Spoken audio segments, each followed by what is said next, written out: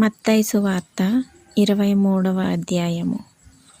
అప్పుడు యేసు జనసమూహములతోనూ తన శిష్యులతోనూ ఇట్లనెను, శాస్త్రులును పరిసయ్యులును మోషే పీఠమందు కూర్చుండువారు గనుక వారు మీతో చెప్పు వాటినన్నిటినీ అనుసరించి గైకొనుడి.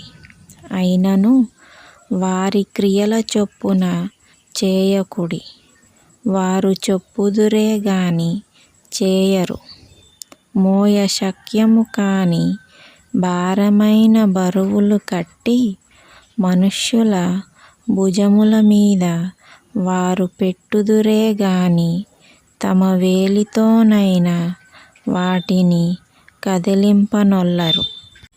మనుష్యులకు కనబడు నిమిత్తము తమ పనులన్నీయు చేయుదురు. తమ రక్షరేకులు వెడల్పుగాను తమ చెంగులు పెద్దవిగాను చేయుదురు. విందులలో అగ్రస్థానములను, సమాజ మందిరములలో అగ్రపీఠములను, సంత వీధులలో వందనములను మనుష్యుల చేత బోధకులని పిలువబడుటయు కోరుదురు. మీరైతే బోధకులని పిలువబడవద్దు, ఒక్కడే మీ బోధకుడు. మీరందరూ సహోదరులు. మరియు భూమి మీద ఎవనికైనను తండ్రి అని పేరు పెట్టవద్దు, ఒక్కడే మీ తండ్రి, ఆయన పరలోకమందున్నాడు. మరియు మీరు గురువులని పిలువబడవద్దు, క్రీస్తు ఒక్కడే మీ గురువు.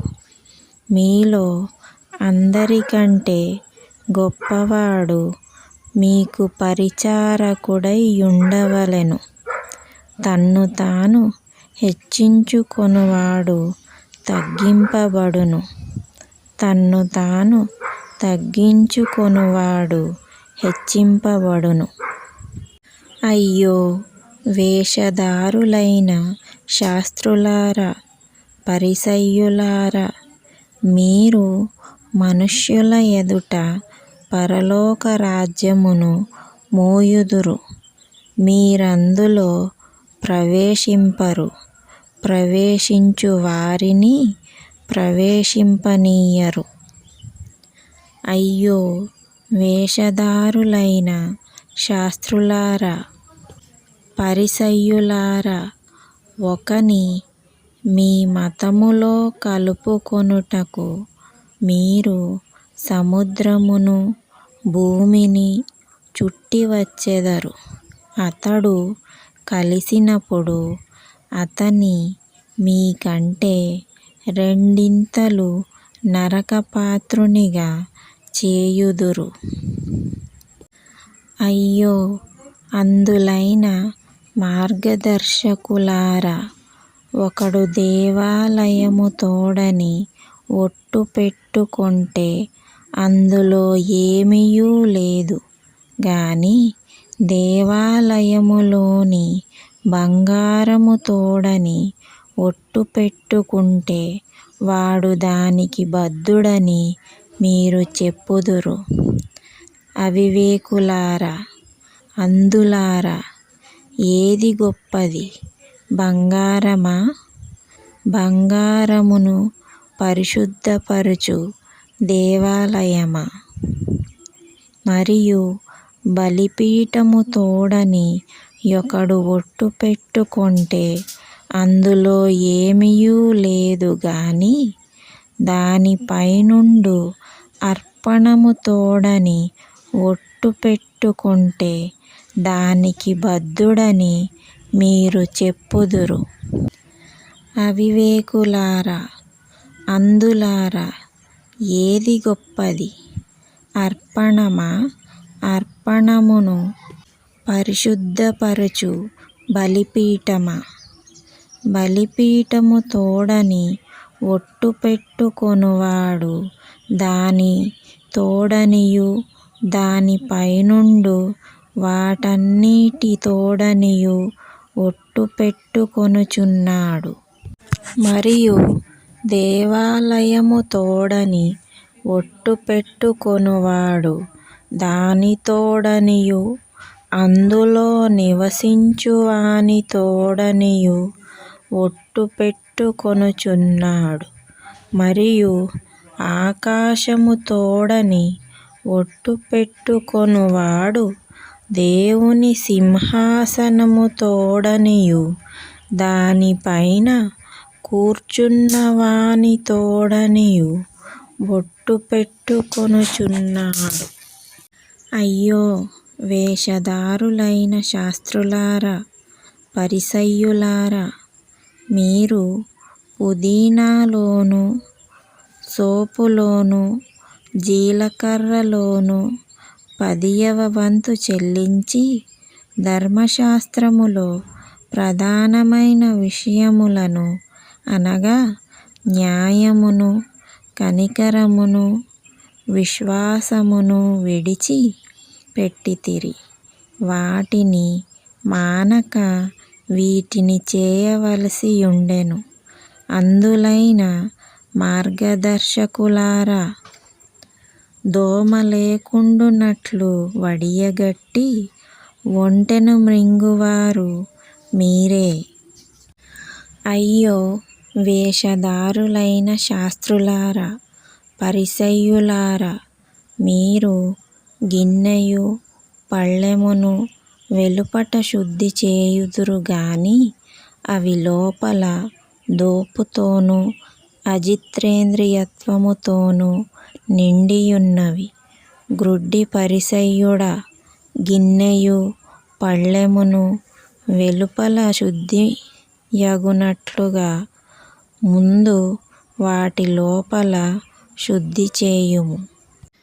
అయ్యో, వేషధారులైన శాస్త్రులారా, పరిసయ్యులారా, మీరు సున్నము కొట్టిన సమాధులను పోలియున్నారు.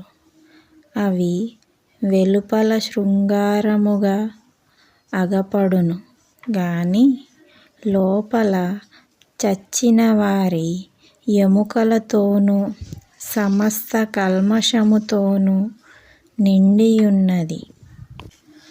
అలాగే మీరు వెలుపల మనుష్యులకు నీతిమంతులుగా నగపడుచున్నారు గాని లోపల వేషధారణతోనూ అక్రమముతోనూ నిండియున్నారు. అయ్యో, వేషధారులైన శాస్త్రులారా, పరిసయ్యులారా, మీరు ప్రవక్తల సమాధులను కట్టించుచు నీతిమంతుల గోరీలను శృంగారించుచు మనము మన పితరుల దినములలో ఉండిన ఎడల ప్రవక్తల మరణ విషయములో వారితో పాలివారమై ఉండకపోదుమని చెప్పుకొందురు. అందువలననే మీరు ప్రవక్తలను చంపిన వారి కుమారులై యున్నారని మీ మీద మీరే సాక్ష్యము చెప్పుకొనుచున్నారు. మీరును మీ పితరుల పరిమాణము పూర్తి చేయుడి. సర్పములారా, సర్పసంతానమా, నరక శిక్షను మీరేలాగు తప్పించుకొందురు? అందుచేత ఇదిగో, నేను మీ యొద్దకు ప్రవక్తలను, జ్ఞానులను, శాస్త్రులను పంపుచున్నాను.